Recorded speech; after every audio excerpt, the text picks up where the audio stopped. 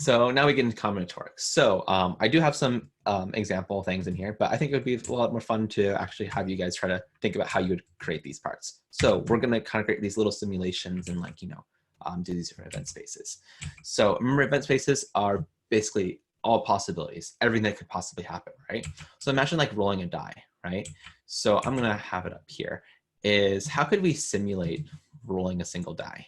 So I'll kind of show you guys an example first. So rolling a die, what are the different possibilities? 1 through 6.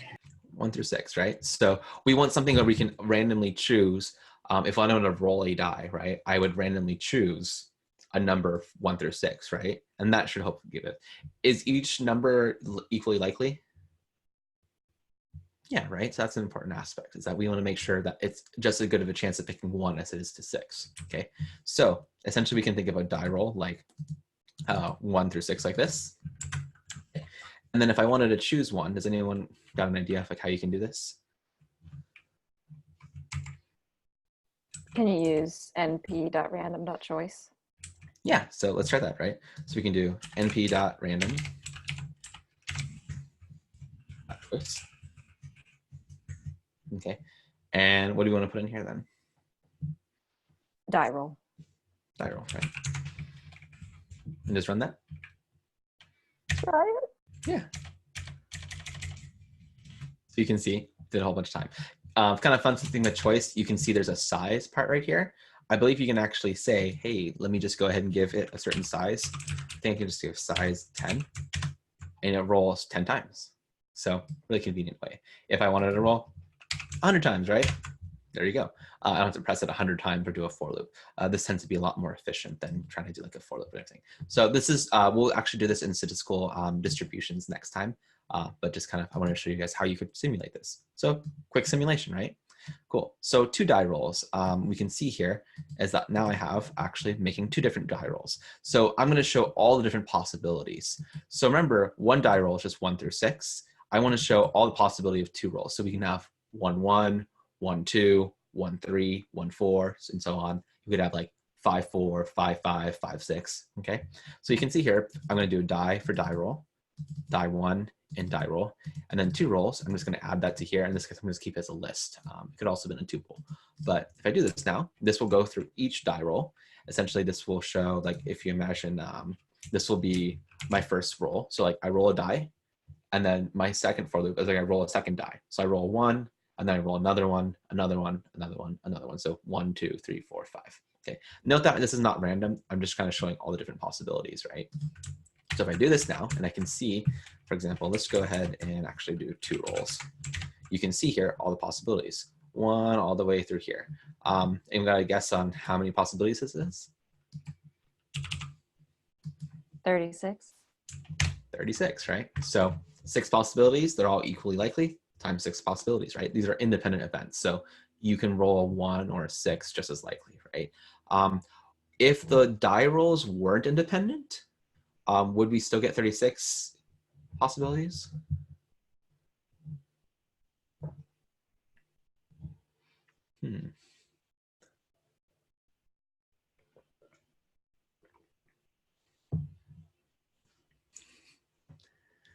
Making you guys think really hard, right?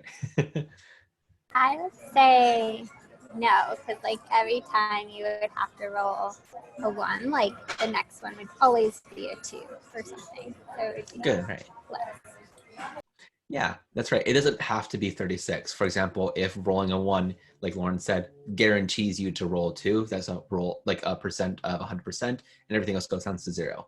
If it doesn't lead possibilities to probability 0, you can still have 36 different combinations, right?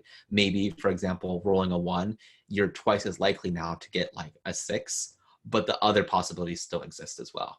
So, just know that just because it's independent doesn't necessarily mean you'll have the same number, but you can. Okay, cool. That's a little trick. Well, I don't know if a little trick, but like just kind of make you think a little bit. Cool. All right, so let's say I want to do the same thing, kind of following this format. What if I wanted 3 rolls?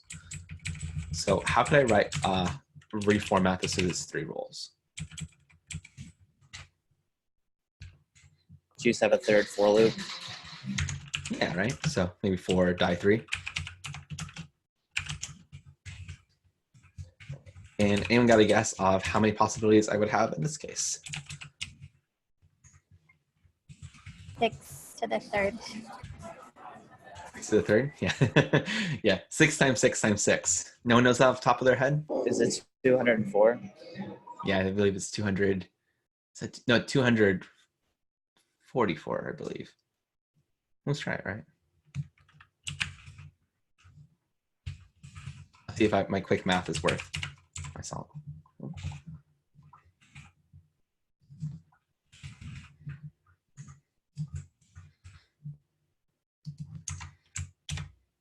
216, we're both wrong. Right. It works.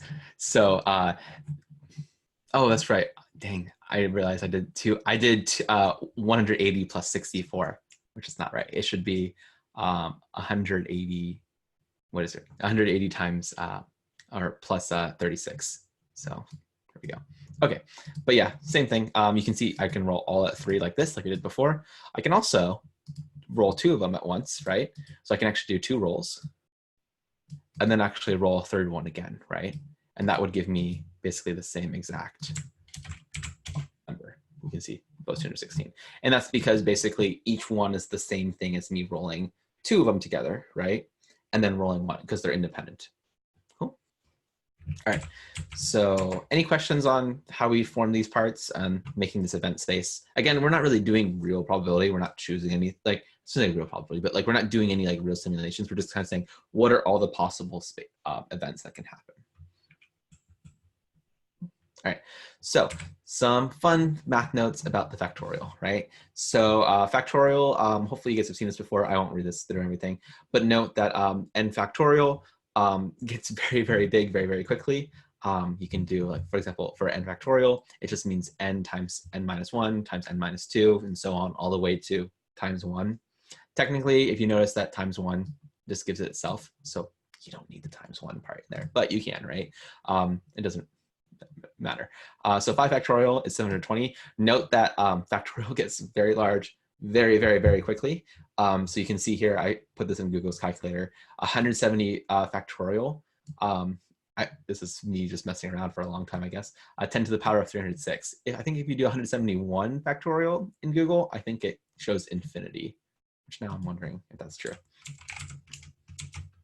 Yeah, undefined. So, oh, well, that's funny. That's not what I want. Look at 170 factorial. There you go. You see 170. And then if I do 171 factorial, infinity, right? Which clearly it's not, but it gets very large, okay? So apparently this is the largest you can go. So note that be very careful about just putting this into a calculator, including your mathematics and stuff like that. Or sorry, in your pandas and everything like that, because, or NumPy, it might not give you an accurate thing. You have to consider these parts. And note that this is 10 to the power of 306. That's 1 followed by 306 zeros. That's not the exact answer, right? You probably know there's a bunch of numbers in between there. So just kind of be aware of those things. Little fun fact, just because I love this, because I wrote a little paper on it back in like undergraduate Victor. The factorial can actually be generalized to something called the gamma function, which is this guy right here, which is really fun because it can be defined along any it can be defined along even the imaginary numbers and complex numbers. It can even use negative numbers, but it's only really defined, like it only really works if it's not a non-integer, a non-negative integer, or it's not a negative integer. There we go. So negative integers, it blows up and stuff like that. So note you can actually define the factorial of like 3.3 or the factorial of, negative, 2.3, something like that. Anyway, that was kind of a cool thing. But anyway, we can actually do this based off this definition. Okay. And we can see, as we have a little factorial here, integers to multiply.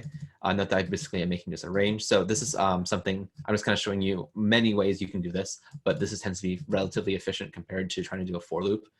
You could try doing a for loop going over. You can do, I think we mentioned a little bit recursion at one point, right? I kind of skipped over it. You could write this recursively.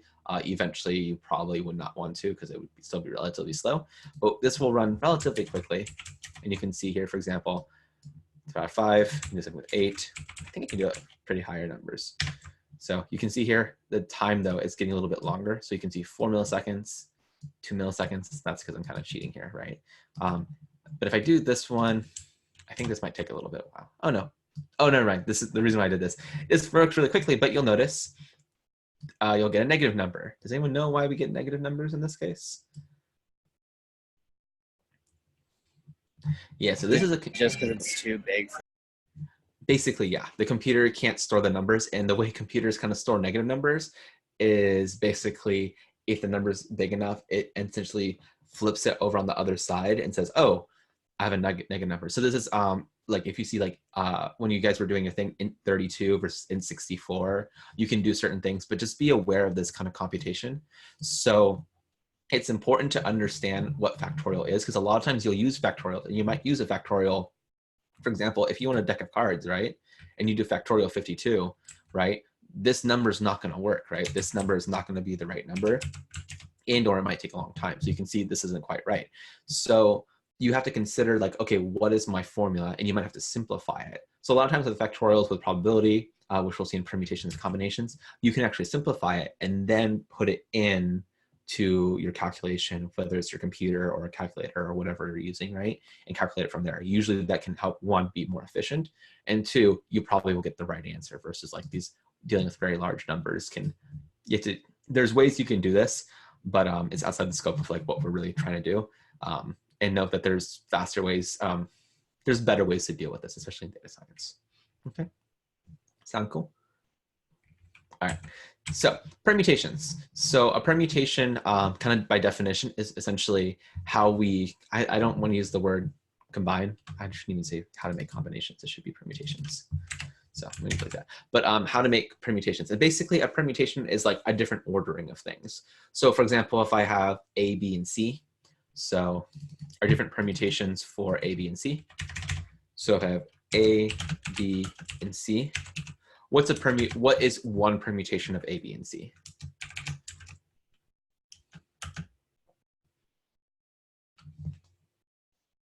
Oh, I saw someone. I think Jenny said something. Oh, can you hear me? Mhm. CBA, for example. CBA, right? So CBA. So it's basically a different order, right? Another one, I'm going to be really simple, right? BAC, right? We could also get ABC is technically a permutation, right? So I guess I technically wrote the first part. We can do CAB, right? So you see all these different permutations, right? CCB, is that a permutation? No, not in this case, because you're basically repeating that value, right? So you want to be careful, just be aware of that kind of thing, is that basically it's just a reordering of those parts.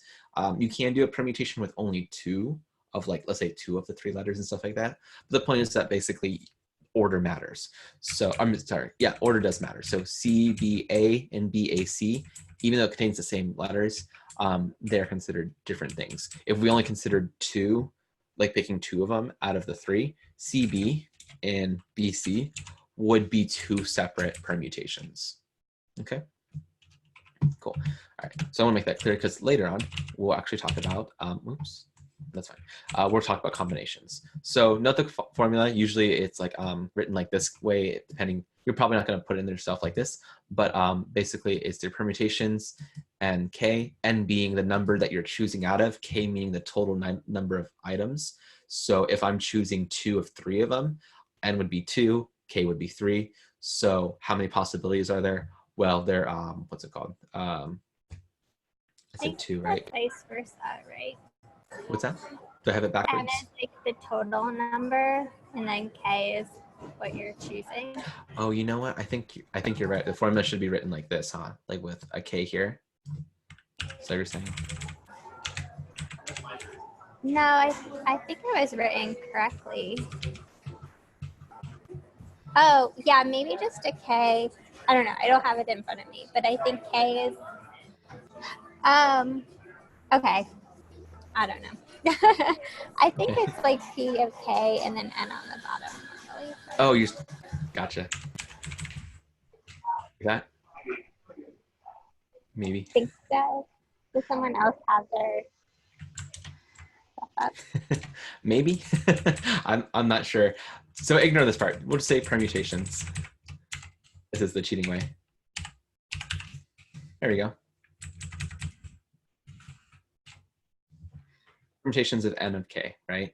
So the important part is basically one on this formula. The n part is what you're choosing, and k is the total number. Were you able to find it, Lauren? Yeah, no, that's right. Like that looks right, but I think that n is still the total number and k is what you're choosing. Because like you're subtracting k from n. Mm-hmm. So like what you're choosing is less than the total. But the way that you have it was right. Okay, so you're saying it like in the curriculum would look like this? K being No, choose? it is an n on the top. So it's like the total and then n minus k. Okay.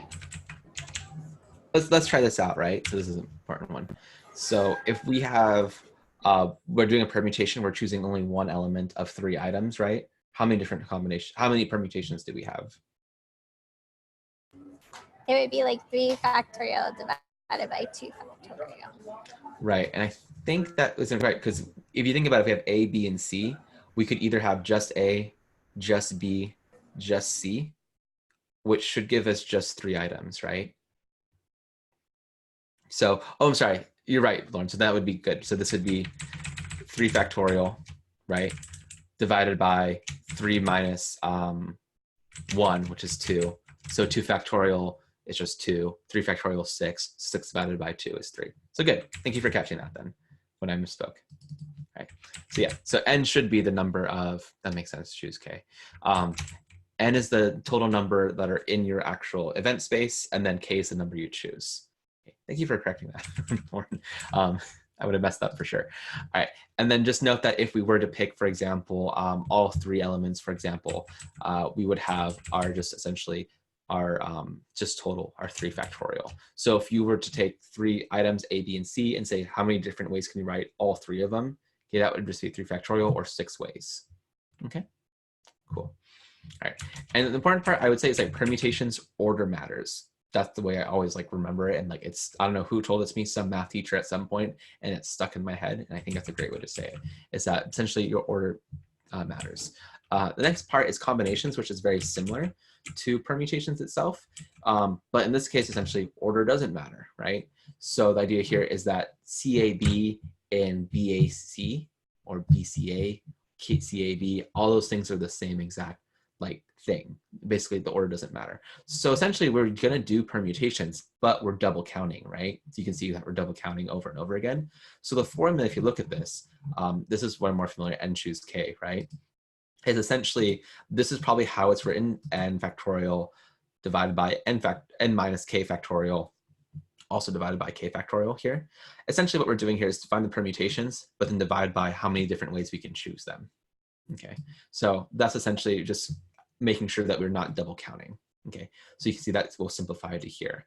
So in the case of having, well, if I had ABC, how many different combinations can I do of 3 items ABC, and having 3 different spots?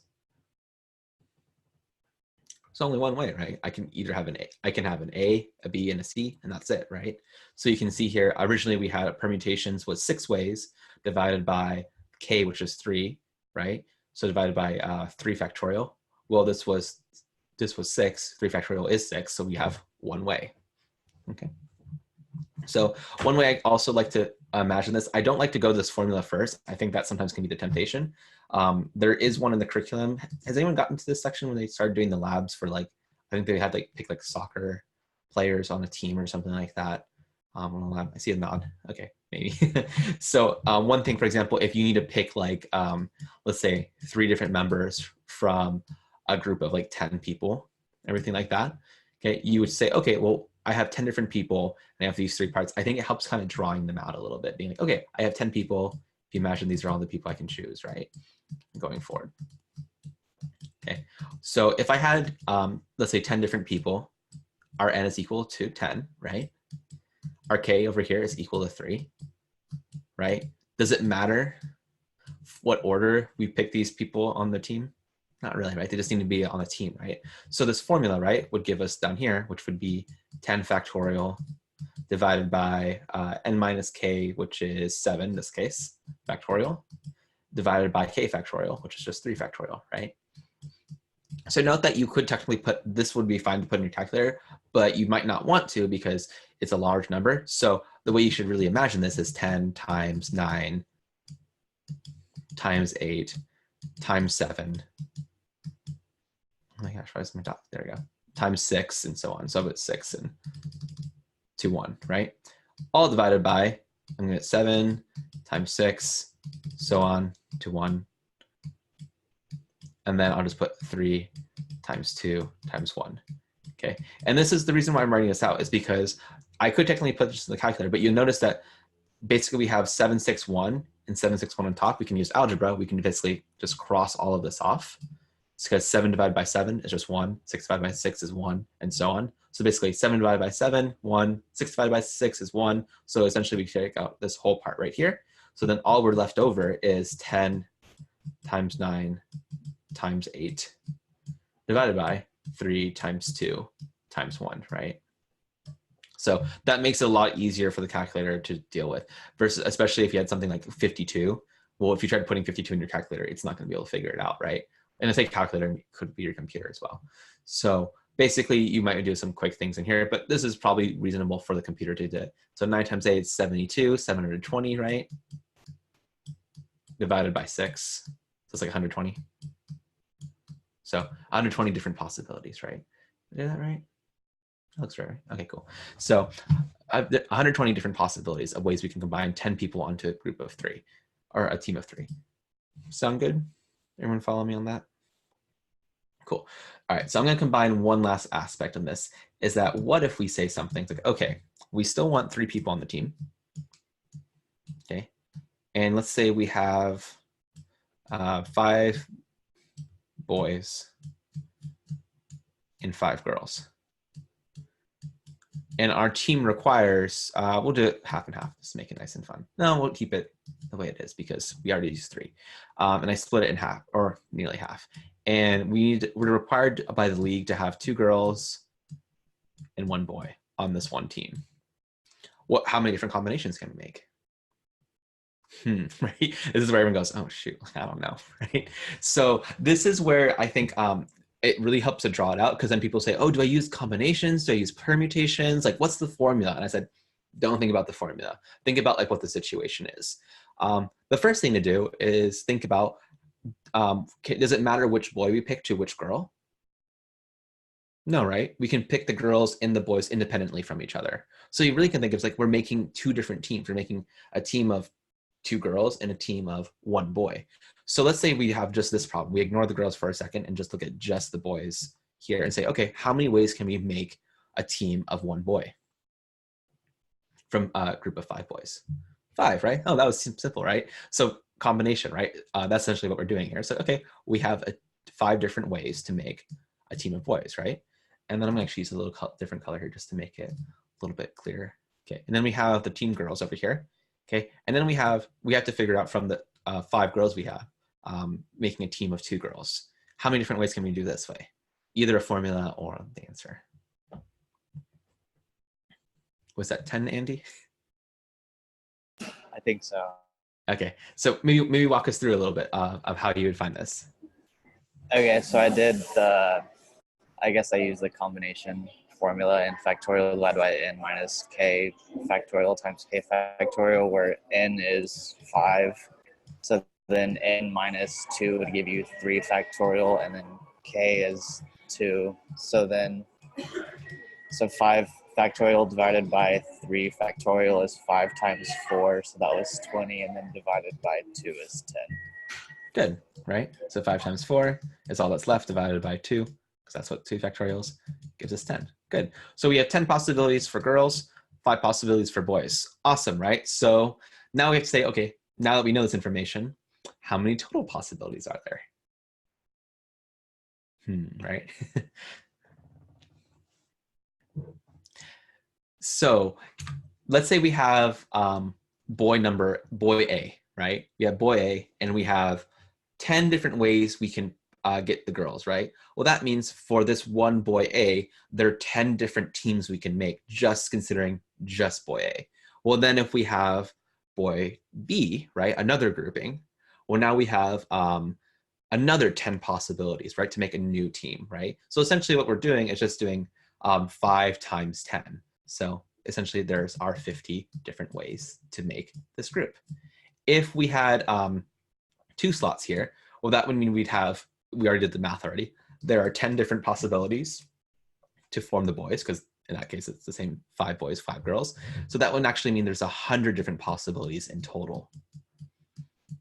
Okay, because we do 10 times 10 here. Because essentially we're just saying how many different teams are there? Boy A and boy B, boy A and boy C, boy B and boy A, or boy C. You know, you can do all these different possibilities and go through. Cool. All right, so this is kind of like, you know, a relatively, you know, it seems simple at first. Like I said, probability is just about counting, but counting can be a little hard. And essentially this is us trying to break this down. So you'll come across a lot of these kind of problems, like especially in the labs, of trying to break this apart. Okay, cool. Any questions? I realize I'm a little over time.